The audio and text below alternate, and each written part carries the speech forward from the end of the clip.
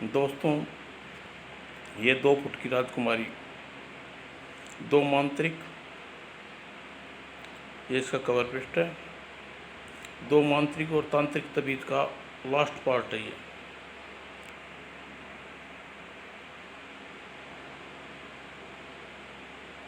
इससे आगे ये 2 मांत्रिक है।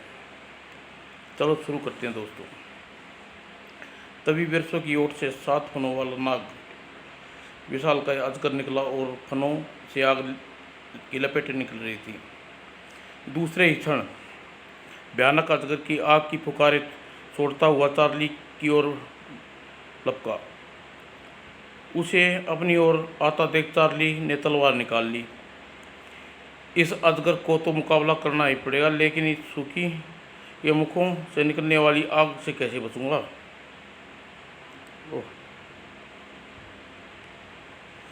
परंतु जैसे ही वह अजगर चार्ली के निकट पहुंचा तो उसके मुखों में सहसा लपटें निकलनी बंद हो गई और वह चार्ली को देखकर प्रशंसा जोर से आक्रमण कर दिया।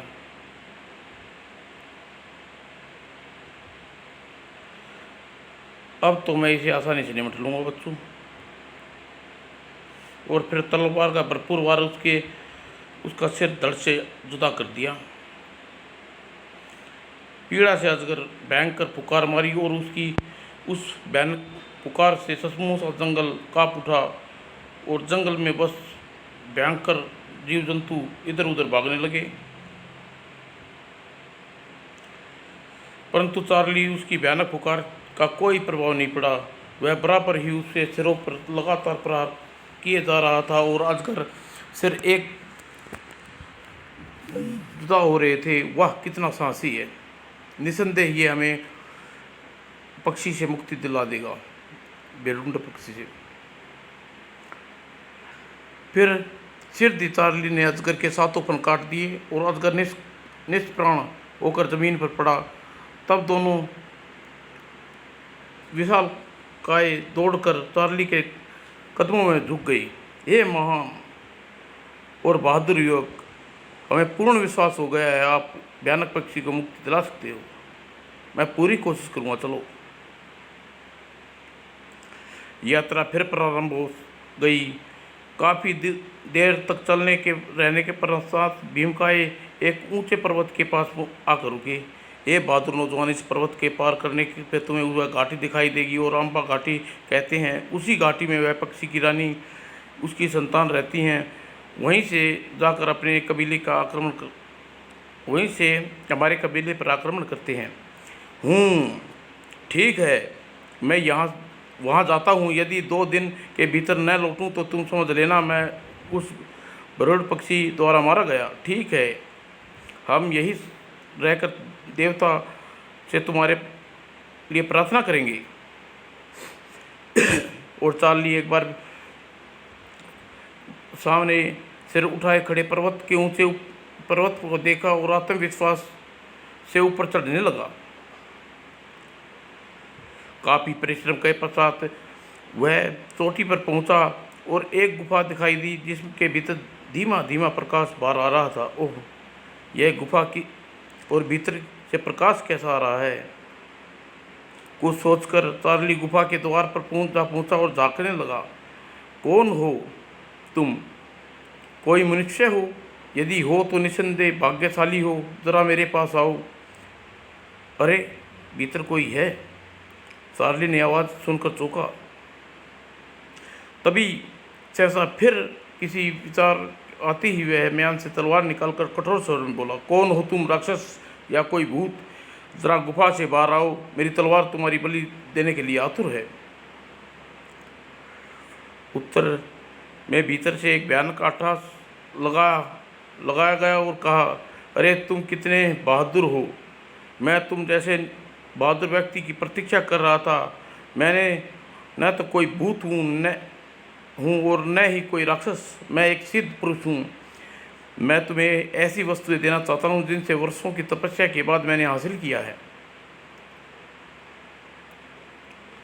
चार्ली भी क्षण भर निर्णय लिया। यदि गुफा के भीतर कोई राक्षस, मेरा यहाँ से भाग निकलना ही संभव नहीं है। अतः लड़ते लड़ते अपने प्राण गंवाना अच्छा होगा। यदि भीतर वास्तव में कोई सिद्ध पुरुष है तो मुझे किसी किस्मत का सहारा हो सकता है, किस्मत का सहारा हो सकता है। और निर्णय करते हुए वह हाथों में तलवार लिए गुफा के भीतर प्रविष्ट हो गया। गुफा के भीतर की ओर भी गुफाएं थी। ओह, यहाँ तो बहुत गुफाएं हैं, एक दूसरे से मिली हुई हैं, न जाने आवाज़ कौन सी गुफा से आ रही है। कुछ सोच चार्ली एक एक करके गुफा की छान मारी, लेकिन वह 7वीं गुफा के सामने पहुंचा। घबराओ मत, अंदर आओ।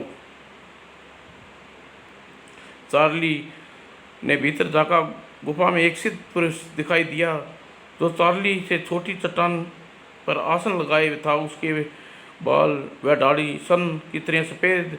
गुफा की छत सूखी किरणें आ रही थी, अंदर प्रवेश प्रकाश था। उप, ये तो वास्तव में ही कोई सिद्ध पुरुष मालूम पड़ते हैं। हे ईश्वर, मुझे इसकी मेरी उदारता के लिए मुझे माफ़ कर देना। सिद्ध पुरुष को देखते ही चार्ली ने पूछा, पछतावा की और जो ही अपनी कड़वी बात कही थी उन्हें तलवार म्यान में रखकर गुफा में भीतर प्रवेश किया और बोने साधु को नमस्कार किया। मुनिवर, मुझे क्षमा कर दीजिए, अनजाने में आपके लिए न जाने क्या क्या कह दिया। चार्ली की बात सुनकर साधु मुस्कुराया, फिर बोला, बेटा तुम उत्तम व्यक्ति हो मालूम होते हो, लेकिन मुझ पर भयानक सतल पर कैसे आ गए। मुनिवर, मेरे एक साथी मार्तन को सिंधु घाटी के भूतपूर्व पुजारी का पुत्र था। अम्बा घाटी के भेड़ेड़ पक्षी उठा ले गए हैं। उनकी जननी खुखार रानी को समाप्त करने अपने साथी को उनसे छुटा लेने के लिए आया हूँ। ये भेड़ूड़ पक्षी जंगल के अन्य प्राणियों को भी सताते हैं, अतः मैं इनकी मौत के इनके खौफ से छुटकारा पास जाएंगे। चार्ली की बात सुनकर बोने साधु ने कहा, बेटा यह सारा फैसला तुमने बहुत ही जल्दी कर डाला। मैं चाहता हूँ कि कदम उठाने से पूर्व तुम भेड़ूड़ पक्षी अम्बा घाटी के इतिहास जान लो। ओह, बताइए मुनिवर। साधु भेड़ूड़ पक्षी और अम्बा घाटी का इतिहास बताने आरंभ किया। अम्बा घाटी किसी समय में सिंधु घाटी की तरह थी। यहाँ पर नर पक्षियों के स्थान पर शांत व शिष्ट मनुष्य का वास करते थे। यहाँ की रानी तारकेश्वरी के संबंध सिंधु घाटी के भूतपूर्व पुजारी के साथ बहुत अच्छे थे और इस घाटी का राजगुरु हूँ। मुझे विश्वास था पुजारी जी कि दोनों देशों के मध्य प्रकार हमेशा मधुर संबंध बने रहेंगे। मुझे भी विश्वास है रानी जी, परंतु मुख्य पुजारी की मृत्यु के पश्चात जिसके बारे में सुना जाता है कि उसकी हत्या काल भैरव ने की थी। काल भैरव एक षड्यंत्र कर उसके पुत्र को अपने मार्ग से हटा दिया, मुख्य पुजारी के स्थान पर खुद ब्रह्म ग्रहण कर लिया। आज से हम सिंधु घाटी के मुख्य पुजारी प्रजा हमारे आदेश का पालन करेगी। काल भैरव काली माता का भक्त था और कई सिद्धियां प्राप्त कर चुका था। उसे काली माता का वरदान था, हम तुम्हें अत्यंत प्रसन्न काल भर तुम जाओ वरदान देते हैं। कोई भी व्यक्ति तुम्हें किसी भी प्रकार से मार न पाएगा, लेकिन जिस दिन कोई स्त्री तुम्हारे शरीर को छू लेगी उसी दिन तुम्हारी मृत्यु हो जाएगी। इसलिए काल भैरव को स्त्री जाति से नफरत हो गई। उसने राज्य के समस्त स्त्रियों को उसके पशु पक्षियों में परिवर्तन कर दिया ताकि कोई भी स्त्री उसकी मौत का कारण न बन सके। अब यह भी कोई भी स्त्री का कारण नहीं है बनेगी। ये खदेड़ दो इन पशु पक्षियों को राज्य से बाहर। यही नहीं, उसने गुफा के आसपास के देशों में भी आक्रमण कर दिया और स्त्री और मन पशु पक्षियों को में परिवर्तन कर दिया और स्त्रियों की परछाई तक सुरक्षित रहने के लिए एक अंत में उसने अंतिम देश अम्बा घाटी पर आक्रमण कर दिया। दोनों देश के सैनिक मध्य घमासान युद्ध हुआ, लेकिन अंत जीत काल भैरव की हुई। यहाँ की सारी धन संपत्ति लूट कर वे अपने साथ अपने रानी तापेश्वरी को छोटा परंतु खुखार मादा पक्षी बना दिया। यहाँ की प्रजा और रानी के विशेष सैनिकों को विशाल पक्षी बेरड़ पक्षी बना दिया। यही नहीं, उसके समस्त लोगों यानी पक्षियों की मृत्यु को अपनी सिद्धि और पक्षी रानी यानी महारानी तारकेश्वरी के अंदर डाल दी। रानी तारकेश्वरी, मैंने तुम्हारे देश के समस्त पक्षी लोगों की प्राण तुम्हारे शरीर के भीतर डाल दिए। जिस दिन तुम्हारी मृत्यु होगी उसी दिन सबकी मृत्यु का दिन होगा। सब कुछ बताने के बाद प्रबुद्ध साधु चार्ली से कहा, बेटे, चूंकि मैं इस पर्वत पर आकर यहाँ छुप गया, अंत में बेरुड़ पक्षी बनने से रह गया, तभी से तपस्या में लीन हूँ। सुनो बेटे, यदि तुम रानी पक्षी को समाप्त कर दोगे, साथ साथ सभी अकाल मृत्यु मर जाएंगे। और यदि काल भैरव को तुम किसी तरह समाप्त कर दो तो ये पुनः अपना जीवन प्राप्त कर लेंगे और शांत एवं शिष्ट व्यक्ति बनकर रहते हैं। लेकिन मुनिवर, अभी तो आपने कहा था कि काल भैरव को कोई नहीं मार सकता। कहा था बेटे, लेकिन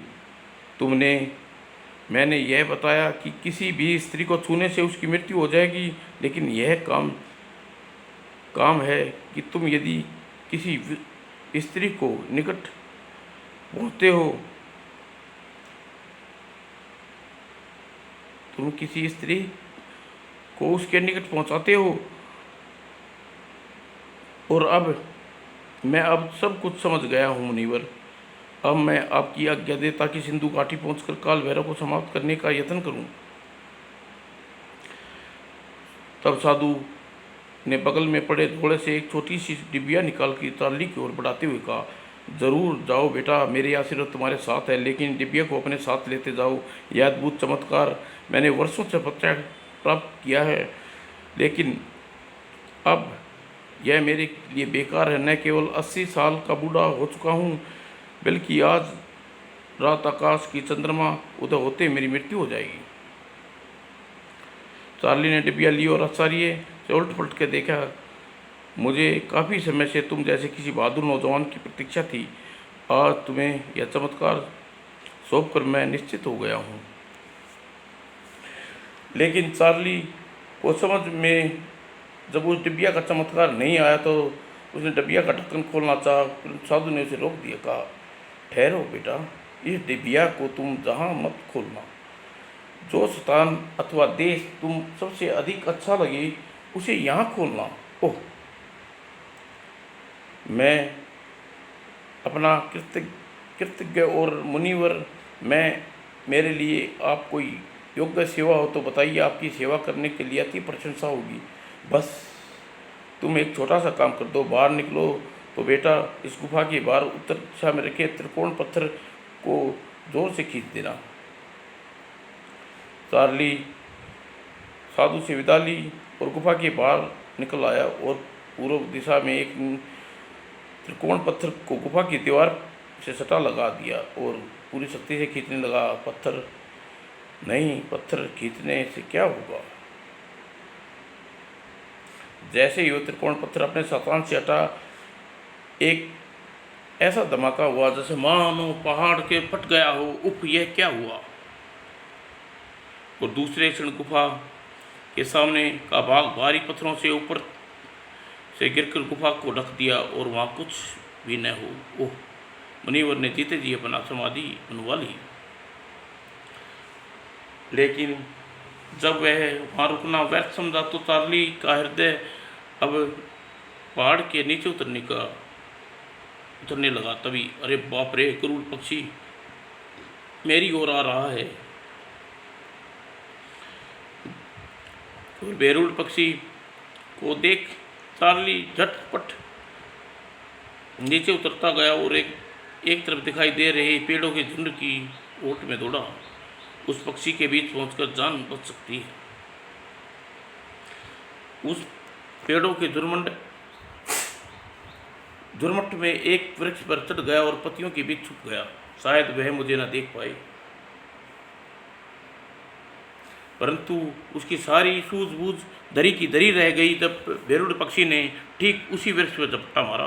उप, इसने तो मुझे देख लिया लगता है। और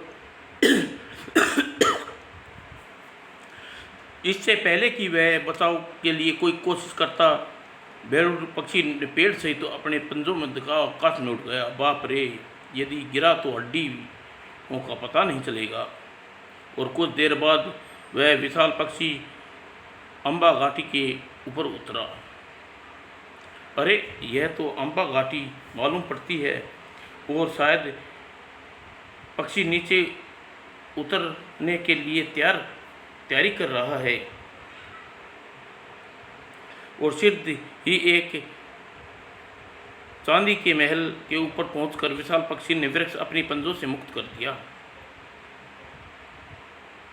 वृक्ष महल की छत पर गिरने से चार्ली छिटक कर दूर गिरा। लगने वाली चोट एक बार की चार्ली की आंखें के सामने रंग बिरंगे तारे नजर आए। परंतु कुछ देर में उसकी आंखें कुछ देखने के अभ्यस्त हुई तो लेकिन अपने सामने एक पुरुष व छोटे कद का किंतु खुखार पक्षी अपनी लाल लाल आंखों से उसकी घूरता दिखाई दिया। ओह, कहीं यह मादा पक्षी रानी तारकेश्वरी तो नहीं? तभी वह पक्षी तीव्र एवं कठोर स्वर में बोली, न जाने क्यों आज मुझे तुम्हारे सामने अपनी शक्ति क्षीण होती नजर आ रही है। कौन हो तुम और इस पर्वत पर क्या कर रहे हो? मैं कौन हूँ यह एक लंबी कहानी है, परंतु मैं यहाँ क्यों आया यह आपको ज़रूर बता देता हूँ। किंतु सबसे पहले आपको जानना चाहता हूँ कि आप महारानी तारकेश्वरी देव तो नहीं हैं? हाँ, लेकिन तुम्हें कैसे मालूम? मैं अपने राजगुरु सिद्ध पुरुष से मिल चुका हूँ। उसने मुझे आपके बारे में बताया और हालातों के बारे में सारी जानकारी दी, जिससे मैंने अपने कार्यक्रम में तब्दीली कर दी। और फिर चार्ली ने पक्षी रानी को राजगुरु से हुई तमाम बातें बता दी। अंत में चार्ली बोला, अब मैं काल भैरव को समाप्त कर आप लोगों को इस जाल से मुक्त करवाऊंगा। चार्ली की बात सुनकर पक्षी रानी प्रशंसा भरे स्वर में बोली, हम तुम्हारा यह एहसान कभी नहीं भूलेंगे नौजवान। तभी चार्ली ने अपने साथी मार्टन का ध्यान आया और वह उत्तुष्ट स्वर में बोला, अरे हाँ रानी, क्या तुम मेरे साथी मार्तन के विषय में बता सकती हो जिसका एक साथी बेरुड़ उठा के लाया था? हाँ, हम मार्तन को भली भांति जानते हैं, इसलिए मैंने उसे आरामदेह स्थान पर रखा है। आओ, मैं तुम्हें उसी के पास ले चलती हूँ।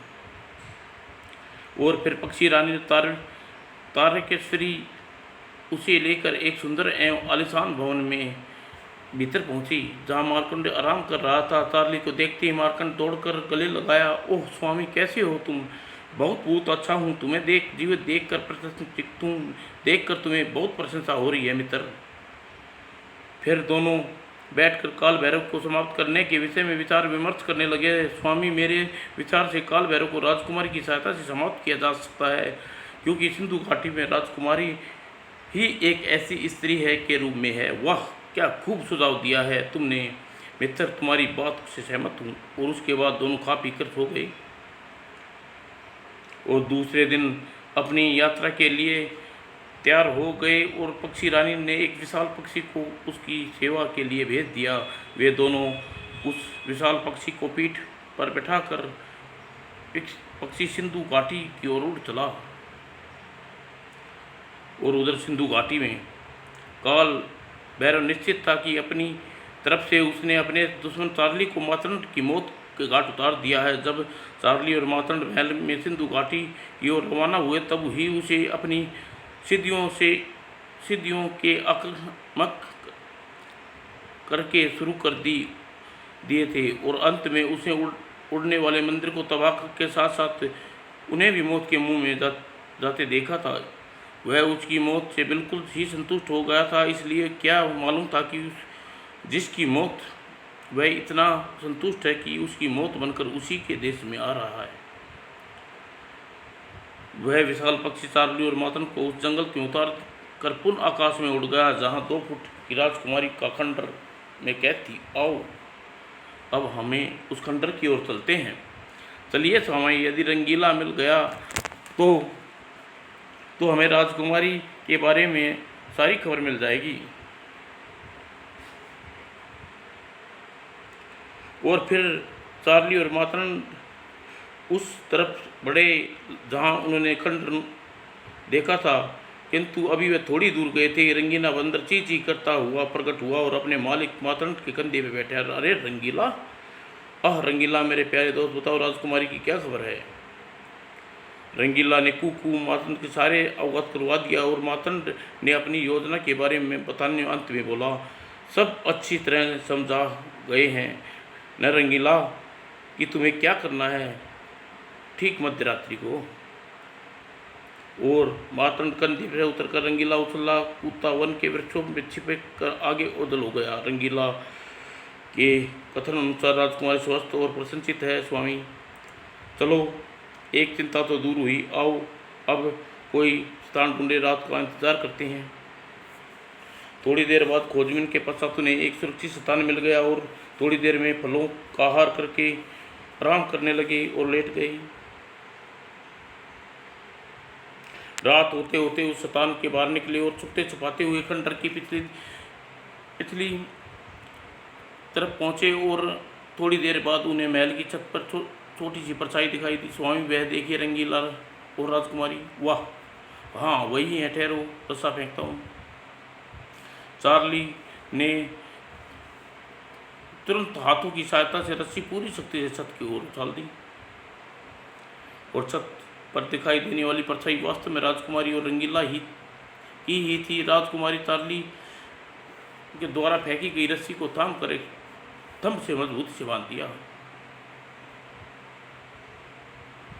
फिर वह रस्सी के सहारे नीचे उतरने लगी और रंगीला भी उसके कंधे से पीछे पीछे उतर गया। जल्दी राजकुमारी और रंगीला नीचे उतर पहुंच गए। फिर चारों तेजी से वन एक तरफ बढ़ने लगे जिसका चयन चार्ली और मातन ने दिन में के समय किया था। चलो जल्दी, यदि काल भैरव के सैनिक को पता चल गया तो गुड़ गोबर हो जाएगा। उस स्थान पर पहुंचकर मातन ने रंगीला को कुछ समझाया और तेजी से भेज दिया। थोड़ी देर बाद जब रंगीला वापस लौटा तो उसके हाथों में जड़ी बूटी दबी थी। स्वामी, यह एक नशीली बूटी है जिसे सूंघते से आदमी बेहोश हो जाता है। मेरे विचार से हमें अब समय व्यर्थ न गवाकर काल भैरव के महल की ओर चल देना चाहिए। ओह ठीक है, चलो। और कुछ देर बाद वे लोग काल भैरव के महल की तरफ चल पड़े। राजकुमारी उन्हें उनके अपने कपड़े के पीछे छिपा लिया और भोर होने से पहले वे सिंध घाटी के स्वर्ण नगरी में जा पहुँचे। एक सुरक्षित स्थान पर छुपने के बाद वो देखिए, वो है काल भैरव का मंदिर महल। वह तो मातंड, लेकिन वह वस्त्रों में हम महल में कैसे दाखिल होंगे? यदि किसी ने हमें पहचान लिया तो? भीतर प्रवेश होने का उपाय तो मैंने सोच लिया है स्वामी। रंगीला, तुम महल में जाकर 2 जोड़े वस्त्र प्राप्त करो जो काल भैरव के शिष्य विशेष सैनिकों के हों। वह पोशाक, यह बेहोश करने वाली बूटी ले जाओ। हाँ, हो सकता है जरूरत पड़ जाए। सिर हिलाकर बंदर उछलता कूदता काल भैरव के महल की ओर चल दिया। काफ़ी देर बाद रंगीला वापस लौटा। उसके हाथ में 2 जोड़ी वस्त्र थे जो काल भैरव के विशेष सेवक के थे। शाबाश रंगीला, अब तुम फिर राजमहल लौट जाओ और हमारी प्रतीक्षा करो। स्वामी, एक वस्त्र तुम पहन लो, एक मैं पहन लेता हूँ। महल के भीतर पहुँचने की कोई दिक्कत नहीं होगी। बंदर लौट गया। दोनों झटपट वस्त्र पहनने लगे। वस्त्र पहनने के पश्चात राजकुमारी को अपने बीच पहले की तरह छुपाकर महल की भीतर पहुंच गए।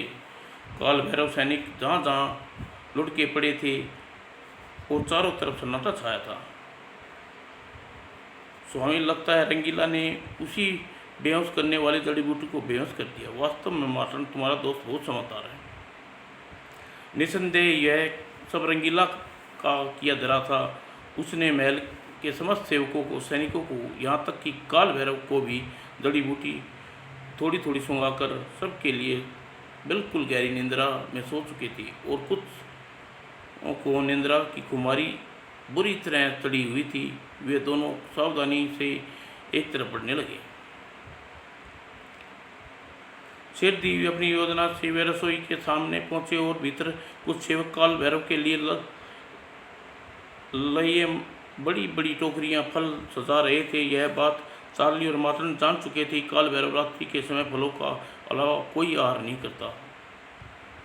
मार्तंड, इन्हें भी बेहोश करना जरूरी है। इसके लिए कोई भी बचकर नहीं चाहिए।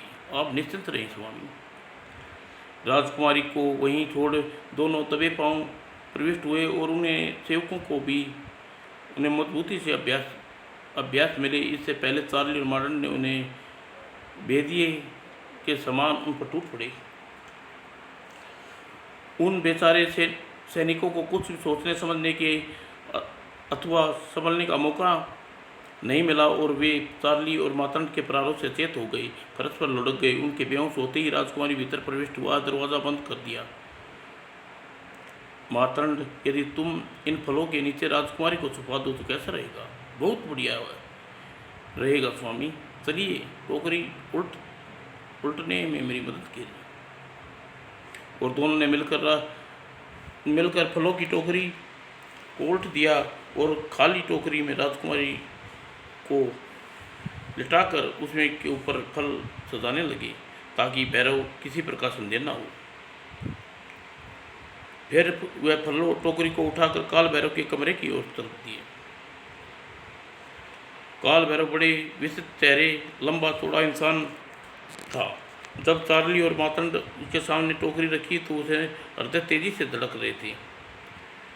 तुम हरामखोर, इतनी देर कैसे लगा दी तुमने? उफ, यदि किसी प्रकार का संदेह हो गया तो खैर नहीं, लेकिन नींद की खुमारी चढ़ी होने के कारण काल भैरव उनकी ओर विशेष ध्यान नहीं दिया और चुपचाप फलों का आहार करने लगा।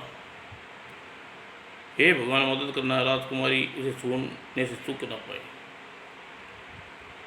और फिर जैसे ही दूसरी बार फल लेने के लिए टोकरी की ओर हाथ बढ़ाया तो राजकुमारी ने झट से उसका हाथ पकड़ लिया। नहीं, धोखा। परंतु इससे पहले काल भैरव कुछ बोल पाता और वह परस्पर लुढ़क गया, उसके प्राण बिखेर उड़ गए थे। आखिरकार इसे अपने किए की सजा मिल गई। अब सिंधु घाटी की प्रजा सुरक्षित सुख की सांस ले सकेगी। तभी रंगीला के पीछे कुछ सैनिकों और भीड़ वहाँ आ पहुँची, जिन्होंने देख मार्तंड ओज स्वर में बोला, मैं मार्तंड, पूर्व मुख्य पुजारी विक्टर का पुत्र और यहाँ का वास्तविक अधिकारी, मैं तुम सबको आज्ञा देता हूँ कि तुम भी गलत हरकत करने की चेष्टा न करें। काल भैरव कालमती वाला दुष्ट राक्षस मारा गया है। किसी ने मार्तंड के आदेश का विरोध नहीं किया। सभी सैनिक व सेवकों के कदम सिर झुक गए। काल भैरव के मरते का समाचार सुनकर पूरी सिंधु घाटी में खुशियाँ मनाई गई। जिन जिन देश की स्त्री काल भैरव ने पशु पक्षी बना दिया था, वे काल भैरव की मौत के बाद वास्तविक रूप में आ गई और अम्बा घाटी के वासी अपनी महारानी सहित असली रूप में आ गई। हमें अपना असली रूप और बहादुरी उसी बहादुरी और चार्ली के उपहार की वजह से मिला है। अवश्य ही वह काल भैरव को मारने में सफल हो गया है अतः हमें उसका आभार करना चाहिए। महारानी की जय हो, महारानी की जय हो। और कुछ दिन बाद मार्तंड और सम्मानक ढंग से मुख्य पुजारी सिंहासन पर बैठाया गया और उत्सव अवसर पर महारानी तारकासी ने अपने अनुचरों सहित मार्तंड और चार्ली को उसकी सफलता की बधाई देने आई और आभार प्रकट किया। कुछ दिन बाद सिंधु घाटी में मार्तंड के यहाँ मेहमान बनकर रहने के पश्चात चार्ली ने राजकुमारी के साथ जब विदा ली तो मार्तंड नेत्रों में आंसू बहने लगे। रंगीला ने मार्तंड के कंधे पर बैठा था और दोनों मित्रों की विदाई देखकर उसकी आंखें सजग हो उठी।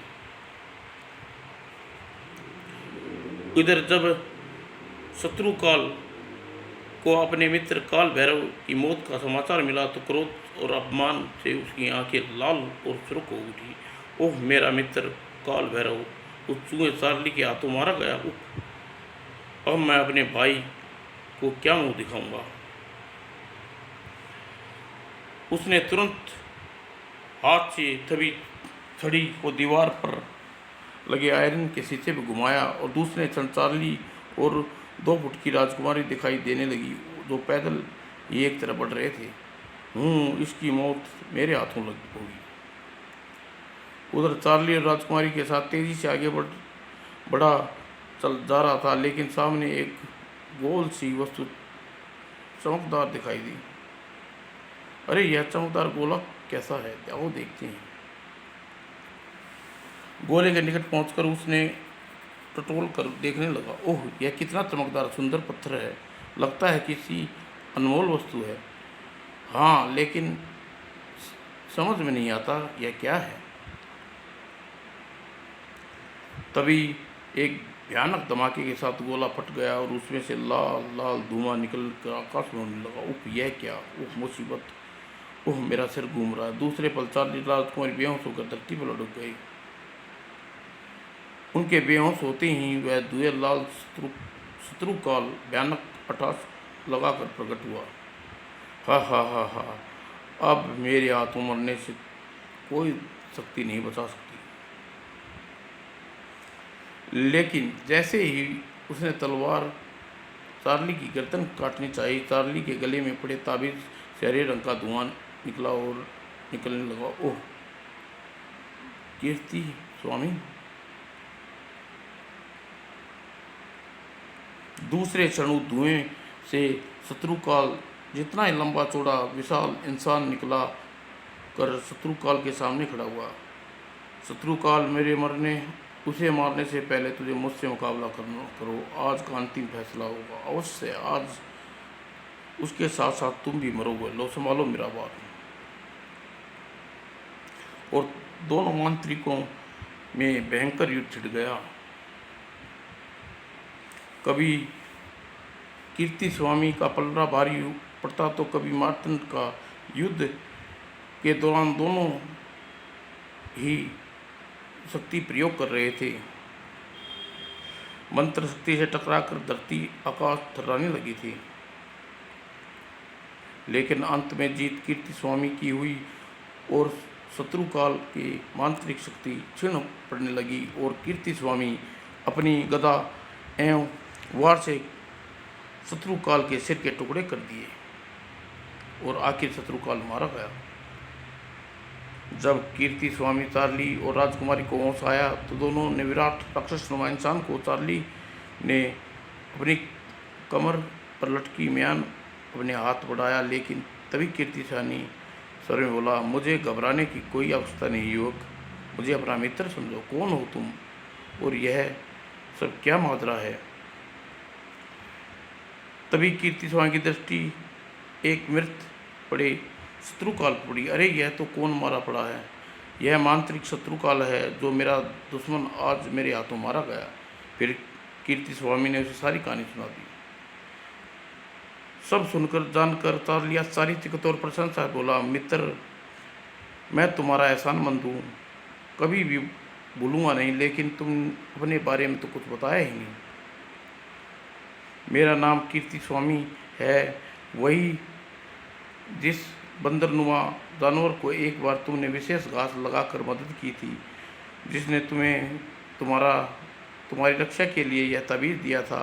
दरअसल अब वह तबीज़ में पहनकर तुम्हारी हर खतरे की ओर संकट में मदद कर रहा था। ओह सुनो मित्र, अब तुम्हें किसी किस्म का खतरा नहीं रहा, अतः अब मैं तुम्हारे साथ नहीं रहूँगा।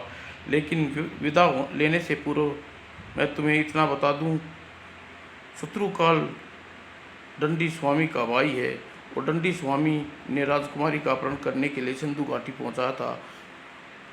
तुम्हें अपने मार्ग से हटाना चाहता है। ओह राजकुमारी के इनके पिता के पास पहुंचा, और दंडी स्वामी के दंड दिलवाना तुम्हारा काम है। ओह उसके बाद कीर्तिमान अदृश्य हो गया, और चार्ली अब हर बात अच्छी तरह समझ चुका था। चार्ली राजकुमारी को लेकर फिर आगे बढ़ा गया, और कई दिनों तक लगातार चलने के पश्चात एक सुंदर उद्यान दिखाई दिया। आह कितना सुंदर उद्यान है, क्यों ना यहाँ आराम कर खा पी कर आगे बढ़े जाएं। बहुत थक गया हूँ, अच्छी बात है, चलो। जब उद्यान में पहुँचे, लदे पेड़ों का आहार करके पश्चात दोनों एक पेड़ के नीचे बैठे सुस्ता रहे थे। सहसा चार्ली ने अम्बा घाटी में सिद्ध पुरुष द्वारा डिबिया का ध्यान आया, और उसने डिबिया को वह निकाल ली। अरे यह डिबिया कैसी है? यह एक सिद्ध महात्मा ने दी थी, कहा था इसे मनपसंद स्थान पर खोलना। मुझे यह जगह बहुत पसंद आई, अतः खोल के देखता हूँ। और कैसे जैसे ही चार्ली ने वह डिबिया खोला, डिबिया से एक तेज चमक निकली और दोनों की आंखें चुंधियाने लगी। लेकिन कुछ देर बाद जैसे ही उन्होंने आँखें खोली, एक विशाल आलीशान महल देख कर आँखें पुनः विस्मित फैल गई। अरे यह महल कहाँ से आ गया? इतना सुंदर आलीशान महल, आह अद्भुत, मेरी बुद्धि भी काम नहीं कर रही। तभी आचार्य और वह स्वर्ण महल को देख रहे थे। तभी महल के घुसते ही असंख्य सैनिक दास दासियां निकल के अपने सामने सिर झुकाए खड़े थे। अरे महाराज की जय हो, राजकुमारी की जय हो। यह सब देख सुनकर चार्ली चंकित हो उठा। बोला, भाई यह क्या चक्कर है? यह महल किसका है? और तुम लोग मुझे महाराज क्यों कह रहे? यह महल आपका है, सैनिक और नौकर चाकर सब आपके हैं। महाराज मैं आपका सेनापति हूँ। यहाँ आसपास वाला इलाका आपका ही है। हमें किसी भी सेवा के लिए आज्ञा करें महाराज। अब चार्ली की समझ में सिद्ध पुरुष की कई बात का रहस्य आ गया। वह निश्चित रूप से अपने इसलिए इधर उधर का डिबिया न खोलने की चेतावनी दी थी। सारा माजरा समझ में आते ही चार्ली रोबीले स्वर में कहा, जाइए, हमारी यात्रा के लिए तेज दौड़ने वाला घोड़े का रथ ले आइए। और कुछ क्षण बाद सैनिक उसके साथ एक रथ लेकर पहुँचे। सुनिए सेनापति, जब तक हम वापस न लौटें यहाँ का काम काज देख आपकी निगरानी है। जो आज्ञा महाराज। और चार्ली राजकुमारी के साथ रथ में सवार होकर राजकुमारी के देश की ओर रवाना हो गया। रथ तेज दौड़ने लगा और रथ के साथ साथ हवाएं भी चल रही थी। जब चार्ली राजकुमारी को लेकर आया तो राजा ने रानी के पास पहुंचा। बेटी को देखने के चेहरे पर हंस से खिल उठे। हमें तुमसे अति प्रसन्न हुए जोशी। अब तुम मुँह मांगा इनाम देंगे। मांगिए, क्या मांगते हैं महाराज? इनाम देने से पहले आप एक दुष्ट को दंड दीजिए, जिससे राजकुमारी के प्राण खतरे में पड़े। फिर चार्ली ने अपनी और दंडी स्वामी की सारी कारगुजारी राजा के सामने सुनाई, और सुनकर आग उगला हो उठे। उन्होंने तुरंत दंडी स्वामी को पकड़ कर मंगवाया।